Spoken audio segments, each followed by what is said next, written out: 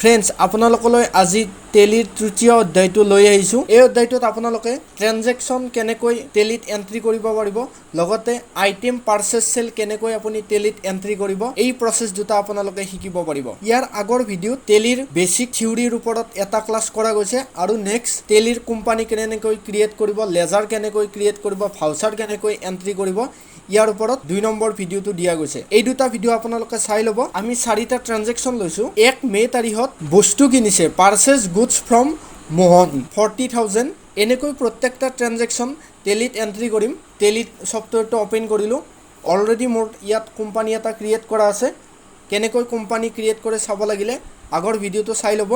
মই ডিছক্ৰিপশ্যন বক্সত এই আগৰ দুটা ভিডিঅ'ৰ লিংক দি দিম, তাৰ পৰা আপোনালোকে চাই ল'ব পাৰিব। এতিয়া যিকোনো এটা ট্ৰানজেকশ্যন যদি আপুনি টেলিত এণ্ট্ৰি কৰিব লাগে, প্ৰথমতে আপুনি লেজাৰ ক্ৰিয়েট কৰিব লাগিব। তাৰপাছত আপুনি সেই পইচাটো কিমান টকাৰ পইচাৰ লেনদেন হৈছে সেই পইচাটো আপুনি এণ্ট্ৰি কৰিব লাগিব। ইয়াত আছে পাৰ্চেছ গুডছ ফ্ৰম মোহন। মোহনৰ পৰা আপুনি বস্তু পাৰ্চেছ কৰিছে। কি একাউণ্ট হ'ব? এটা আছে পাৰ্চেছ একাউণ্ট আৰু এটা আছে মোহন একাউণ্ট। কিহৰ কাৰণে? আমি আমাৰ দোকানৰ বাবে বস্তু মোহনৰ পৰা কিনিছে, ব্যক্তিজনৰ নাম আছে, সেইবাবে মোহন একাউণ্ট এটা আৰু এটা আছে পাৰ্চেছ একাউণ্ট। এণ্ট্ৰি কৰিব লাগিলে টেলিত আমি লেজাৰ এণ্ট্ৰি কৰিব লাগিব। প্ৰথমতে আপুনি একাউণ্টছ ইনফোত যাব, যোৱাৰ পাছত লেজাৰত যাব, লেজাৰ নেক্সট ক্ৰিয়েট কৰিব। মই প্ৰথমতে পাৰ্চেছ একাউণ্টটো ক্ৰিয়েট কৰোঁ। পাৰ্চেছ এচি ইয়াত দেখুৱাইছে নেম অলৰেডি এক্সিষ্ট। মিনছ কি বুজাইছে যে পাৰ্চেছ একাউণ্টটো অলৰেডি বনোৱা আছে। টেলিত এটা লেজাৰ আগতে বনোৱা থাকিলে নেক্সট বাৰ আপুনি বনাব নোৱাৰে।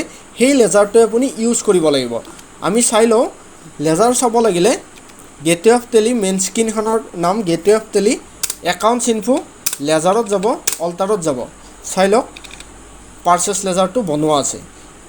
নেক্সট কি লেজাৰ বনাব লাগিব? এটা আছে পাৰ্চেছ আৰু এটা আছে মোহন। এতিয়া মোহনৰ নামত লেজাৰ বনাব লাগিব।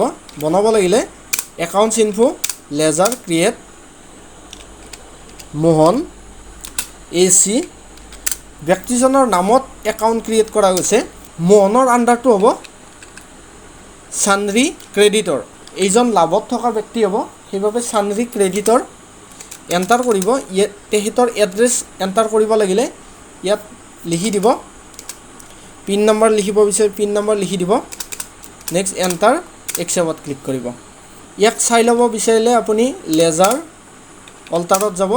ইয়াত দেখিছে মোহন আৰু পাৰ্চেছ একাউণ্টটো বনোৱা হৈ গ'ল। এতিয়া এই ট্ৰেনজেকশ্যনটো এমাউণ্ট এণ্ট্ৰি কৰিব লাগিলে আপুনি ক'ত যাব লাগিব? টেলিৰ মেইন স্ক্ৰীনলৈ আহিব, গেটৱে অফ টেলি, তাৰপাছত আপুনি একাউণ্টিং ভাউচাৰত এণ্টাৰ কৰিব। একাউণ্টিং ভাউচাৰত যোৱাৰ পাছত আপোনাৰ তাত ভাউচাৰ মেইন 5খন ভাউচাৰ দেখা হ'ব। কণ্ট্ৰা ভাউচাৰ, পে'মেণ্ট, ৰিচিপ্ট, চেল আৰু পাৰ্চেছ। ইয়াৰ আগৰ ভিডিঅ'টোত কমপ্লিটলি ডিটেইলছ দিয়া আছে, তাত গৈ চাই ল'ব।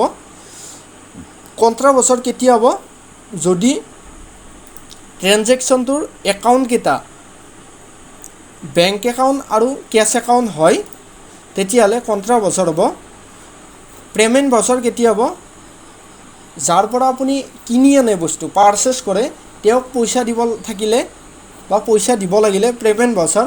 ইলেক্ট্ৰিচিটি বিল, চেলাৰী এনেকুৱা ধৰণৰ এক্সপেঞ্চেছসমূহ আপুনি দিব লাগিলে পে'মেণ্ট ভাউচাৰত এণ্ট্ৰি কৰিব। ৰিচিপ্ট ভাউচাৰত কেতিয়া এণ্ট্ৰি হ'ব? আপুনি যালৈ চেল কৰে তেওঁ যদি আপোনাক পইচা দিয়ে তেতিয়াহ'লে ৰিচিপ্ট ভাউচাৰত এণ্ট্ৰি হ'ব। আৰু আপোনাৰ বিজনেছত বেলেগৰ পৰা পইচা আহিলে আপুনি ৰিচিপ্ট ভাউচাৰত এণ্ট্ৰি কৰিব পাৰিব। চেল কৰিলে চেল ভাউচাৰত এণ্ট্ৰি কৰিব, পাৰ্চেছ কৰিলে পাৰ্চেছ ভাউচাৰত এণ্ট্ৰি কৰিব।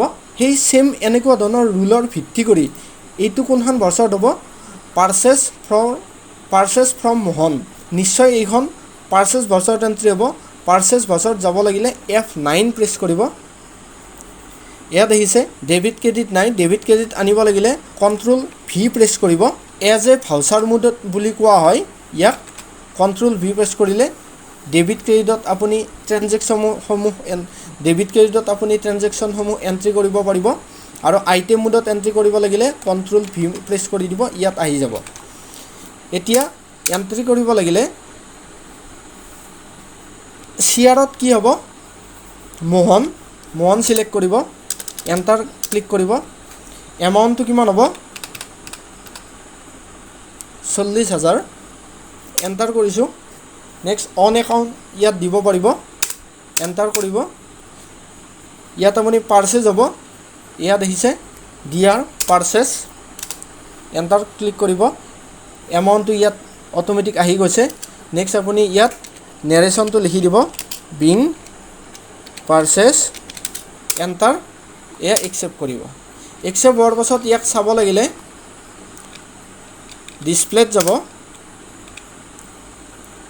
ডেবুকত যাব, ইয়াত আহিছে এণ্ট্ৰি হৈ গ'ল, 1 তাৰিখৰ এণ্ট্ৰি ইয়াত হৈ গৈছে। নেক্সট 2 নম্বৰ ট্ৰেনজেকশ্যনটো ইয়াত এণ্টাৰ কৰিব লাগিলে চাই লওক, মে'ৰ 1 তাৰিখে open a bank account with UTI bank by depositing cash of ৰেছ 50,000। যদি এইটো এণ্ট্ৰি কৰিব লাগে, আপুনি বেংক একাউণ্ট এটা খুলিছে UTI বেংকত, তেতিয়ালৈ কোনো ধৰণৰ ট্ৰেনজেকশ্যন হোৱা নাই, কাৰণ ইয়াত পইচাৰ লেনদেন হোৱা নাই। যেতিয়া আপুনি পইচাটো ডেপজিট কৰিছে তেতিয়া আপোনাৰ ট্ৰেনজেকশ্যন হৈছে। কি কি একাউণ্ট হ'ব? এটা আছে কেছ একাউণ্ট, কেছত আপুনি পইচা জমা থৈছে। ক'ত জমা থৈছে? UTI বেংকত। এটা UTI বেংক একাউণ্ট আৰু এটা আছে কেছ একাউণ্ট। এই দুটা আপুনি লেজাৰ ক্ৰিয়েট কৰিব লাগিব ক'ত? টেলিত। লেজাৰ ক্ৰিয়েট কৰিব লাগিলে একাউণ্ট ইনফোত যাব, আপুনি লেজাৰত যাব, ক্ৰিয়েটত যাব, UTI AC। এইটো কি হ'ব? এইটো মানুহৰ নাম নহয় বা ই লোন নহয়, এক্সপেন্সেছ নহয়, ই হৈছে বেংক। ই বেংক একাউণ্টৰ আণ্ডাৰত যাব। ইয়াত দিব একাউণ্ট নম্বৰ, গোটেইসমূহ ডিটেইলছ ইয়াত দিব। ইয়াৰ পাছত একচেপ্ট কৰিব। একচেপ্ট হোৱাৰ পাছত হৈ গ'ল। চাই লওঁ আমি, লেজাৰ অল্টাৰত যাব, চাই ল'ব পাৰিব।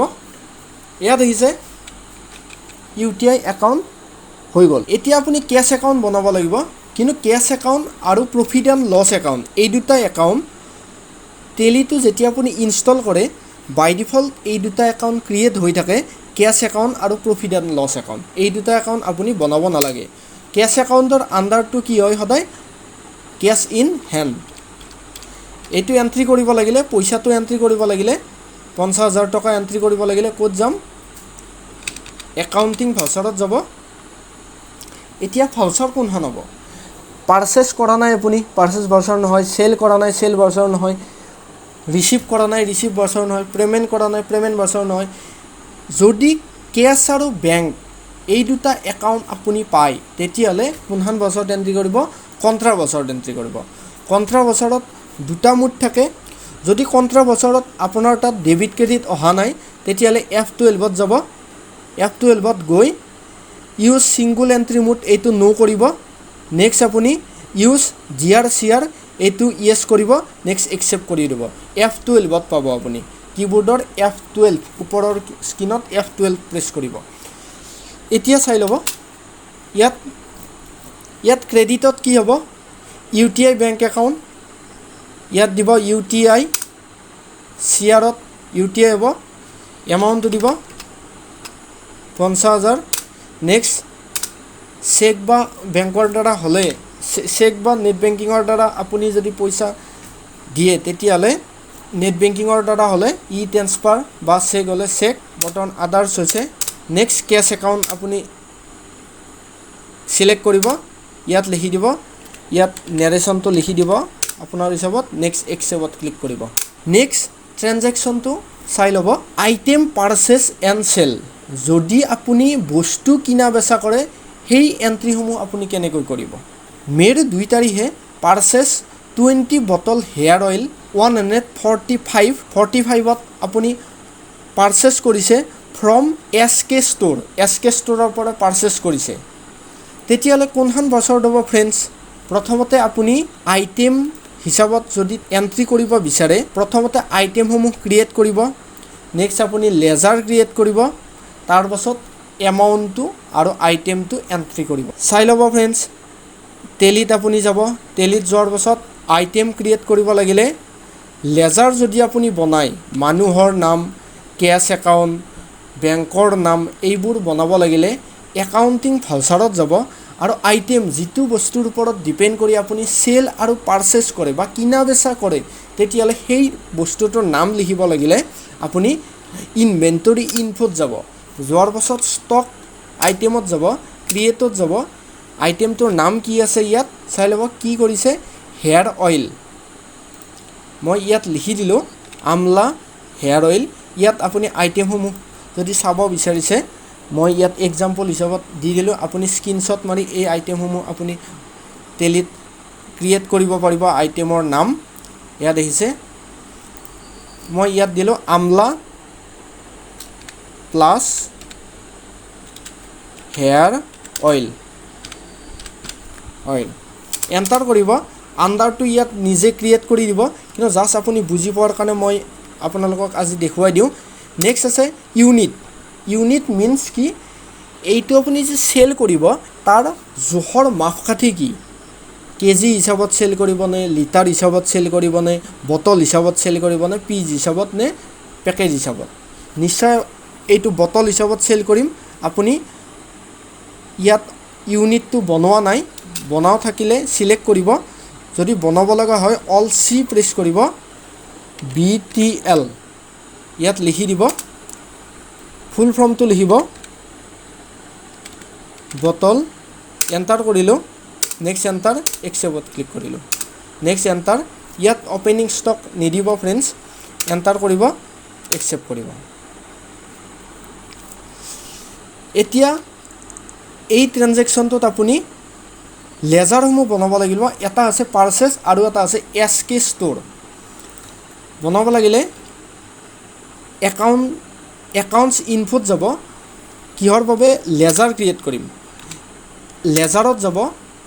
পাৰ্চেছ একাউণ্টটো অলৰেডি বনোৱা আছে, মই SK ষ্ট'ৰ মানুহৰ নামত একাউণ্টটো ক্ৰিয়েট কৰি দিওঁ, ক্ৰিয়েটত যাব, SK ষ্ট'ৰ, এণ্টাৰত ক্লিক কৰিব। আণ্ডাৰটো কি হ'ব, পাৰ্চেছৰ লগত ব্যক্তিৰ নাম আছে, চানৰি ক্ৰেডিটৰ হ'ব, যিজনলৈ আপুনি বাকীত পাৰ্চেছ কৰে বা যালৈ আপুনি পাৰ্চেছ কৰে তেওঁৰ নামৰ সৈতে আণ্ডাৰটো সদায় চানৰি ক্ৰেডিটৰ হ'ব, তেওঁৰ ডিটেইলছসমূহ দিব ইয়াত, এণ্টাৰ কৰিব, একচেপ্ট, হৈ গ'ল। এতিয়া এণ্ট্ৰি, এমাউণ্ট এণ্ট্ৰি কৰিব লাগিলে বা আইটেম এণ্ট্ৰি কৰিব লাগিলে একাউণ্টিং ভাউচাৰত যাব, যোৱাৰ পাছত পাৰ্চেছ কৰিছে, F9 প্ৰেছ কৰিব কিবৰ্ডত। এতিয়া এইখনত ডেবিট ক্ৰেডিট মুডত আপুনি এণ্ট্ৰি কৰিব নোৱাৰে, আইটেম মুডত এণ্ট্ৰি কৰিব লাগিব। এতিয়া দেখিছে ইয়াত আইটেম মুড আছে, ডেবিট ক্ৰেডিট মুডত আনিব লাগিলে Ctrl+V প্ৰেছ কৰিব, এনেকুৱা হিচাপত থাকিলে। আইটেম মুডত এণ্ট্ৰি কৰিব লাগিলে Ctrl+V আৰু এবাৰ প্ৰেছ কৰিব, আহি যাব। এতিয়া ডেট চেঞ্জ কৰিব লাগিব, 1 মে আছে, ডেট চেঞ্জ কৰিব কিবৰ্ডত F2 প্ৰেছ কৰিব, 25/1